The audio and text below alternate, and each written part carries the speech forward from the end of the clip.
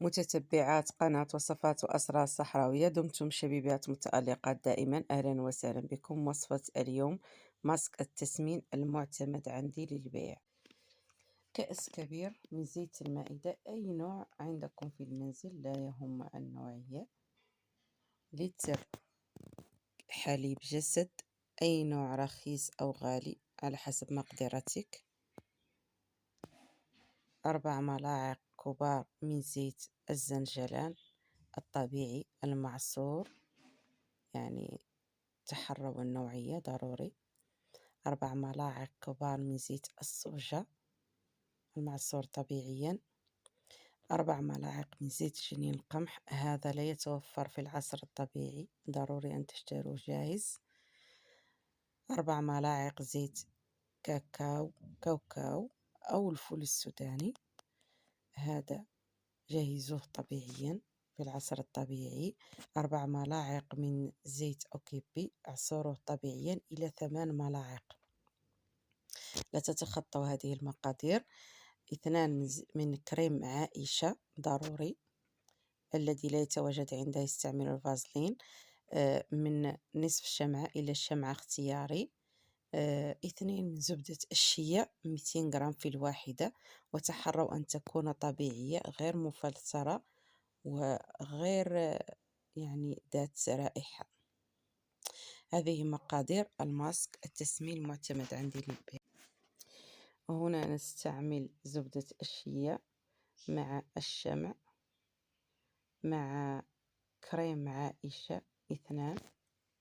هنا سترونني أضع واحدة فقط، تحروا أن تضعوا 2 لأني أضفت الثانية، كنت قد نسيتها في التصوير بعد ذلك وراء الكواليس. ضروري أن تضعوا هذه المقادير في حمام مريم، لا تضعوها على النار مباشرة. هنا نضيف كأس كبير من زيت المائدة العادي. في هذه الوصفة إذا أرادت الواحدة أن تضيف الجوزة مطحونة جيدا، تحروا أن تكون حمام مريم في هذه الوصفة. ضروري مع التحريك يعني من حين لآخر، واحرصوا على أن تزيلوا الخيط الذي يتواجد وسط الشمعة، واتركوها تذوب جيدا على نار متوسطة وحمام مريم. تبعوا الخطوات لكي ينجح معكم الكريم التسمين. في إناء آخر قومي بوضع لتر من الحليب، أي نوع لا يهم النوعية، رخيص أو غالي. في هذه المرحلة إذا كنت تريدين إضافة حبوب فاتح الشهية، فقومي بطحنها وغربلتها جيدا وأضيفيها في هذه المرحلة قبل أن تضيفي الزيوت ب4 إلى 5 ساعات، حتى تضمنين أن الحبوب قد ذابت جيدا، لأن الزيوت لن تتركها تذوب. يعني طريقة عادية، قوم بإضافة 4 ملاعق من كل نوع إلا زيت أكيبي. إذا أردت إضافة 8 ملاعق لا يضر، لكن تحري المقادير حتى الكريم يجتمع معك ولا يصبح زيتي. مرحلة الخلط ضرورية بأي نوع من الخلاط متوفر لك في المنزل، أي نوع، هشوار، ضراب عمودي، طحانة عادية، أي نوع يتوفر لك. ضروري أن تخلطي الزيوت جيدا مع الكريم، وهذه المرحلة ضرورية جيدا ولوقت طويل حتى تضمني أن الكريم لن ينفصل الزيت عن الكريم بعد ذلك. كريم التسمين تجهيزه يتطلب التقنية قليلا. أنتم تحروا المقادير، لأني أنا من كثر العمل بهذا الكريم أصبحت أعرف المقادير بعيني فقط. المهم أنتم تحروا أن يكون الضرب جيدا حتى يجتمع الكريم.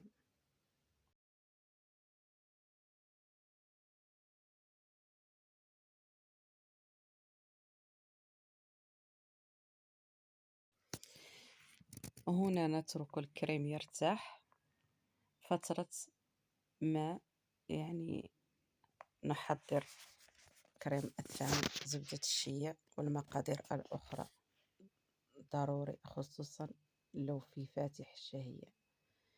هنا ذابت معي المقادير الأخرى، ضروري أن نغيرها من الإناء الساخن لإناء زجاجي بارد حتى نسرع عملية تحضير الكريم. هذه المرحلة ضروري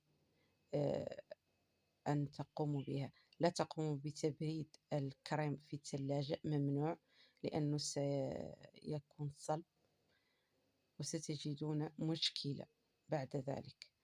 قوموا بتبريده في إناء زجاجي بارد بهذه الطريقة، تحريك فقط، ومن فترة لفترة 5 دقائق، وعودي للإناء وقومي بتحريكه.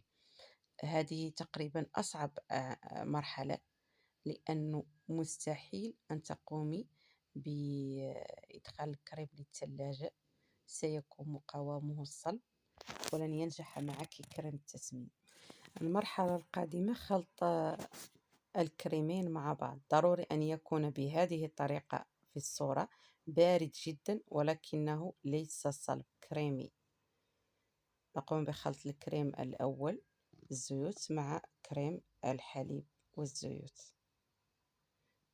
يعني ضروري مرحلة الخلط بهذه الطريقة، ثم نخلط بأي ضراب كهربائي.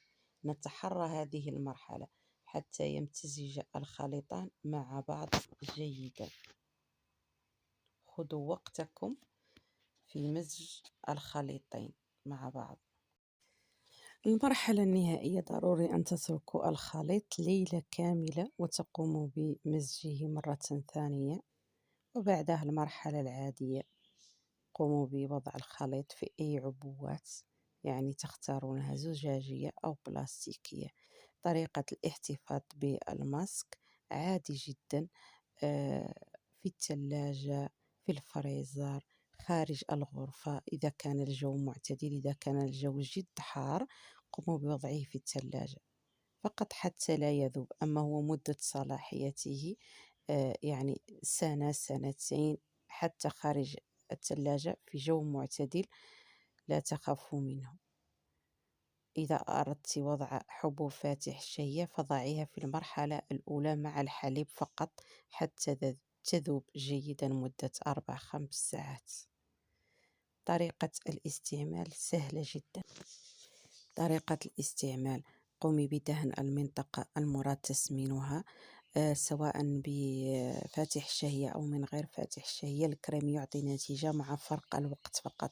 إذا استعملته بدون فاتح الشهية فاحرصي على أن تستعملي القديرة التقليدية بالنار في أي منطقة: الأزناد، الساقان، العضلة الناعمة، المناطق الأنثوية.